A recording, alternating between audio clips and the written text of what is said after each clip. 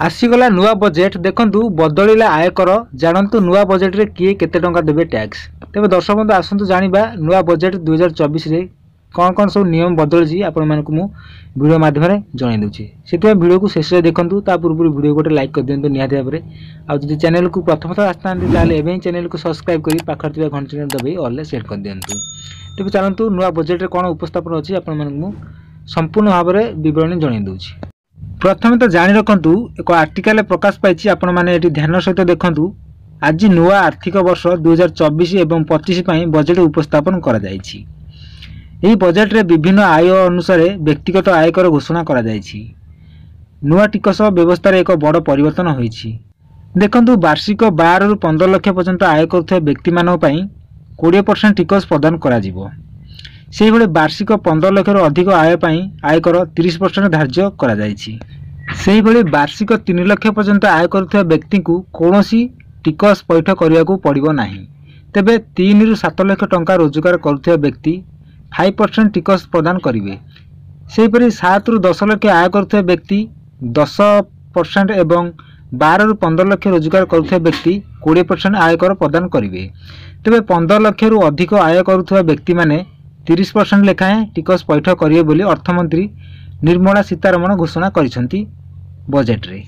तो दर्शक बंधु बजेट 2024 रे जानतु नुआ बजेट रे 15 टी प्रमुख घोषणा कौन सब रही। देखंतु 15 टी घोषणा सीतारमण करिसंती निर्मला सीतारमण कौन सब से 15 टी घोषणा मु आपण मानकु एटी गोटी गोटी करी सुनाई दउची। प्रथम तो देखंतु नुआ आयकर व्यवस्था अनुसार आयकर छाड़ सीमा बढ़िला एवं स्टैंडर्ड डिडक्शन 75,000 को वृद्धि।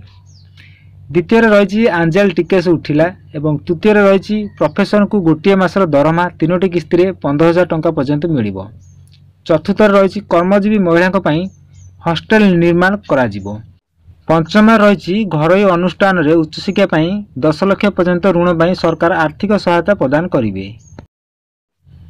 नेक्स्ट देखंतु नेक्स्ट कौन रही ना प्रधानमंत्री आवास योजना सहरांचल 2.0 अधीन रे 10 लाख कोटी टंका विनियोग रे 1 कोटी परिवार को गृह जोगाई दिया जिवो।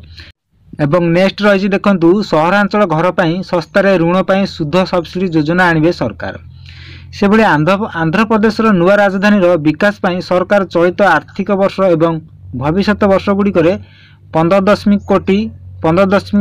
कोटी टंका व्यय बराद करिवे। घरोई क्षेत्र द्वारा भित्तिभूमि रे घरोई पुंजीनिवेश को भायाबिलिटी गैप पांठी एवं सक्षम नीति माध्यम रे प्रोत्साहित करा जिवो।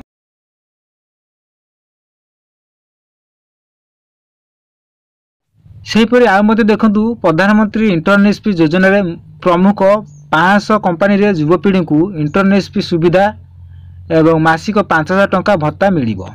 से भली मुद्रा योजना अधीन रे ऋण सीमा को 2 गुणा करी 20 लाख टंका पर्यंत करा जिवो।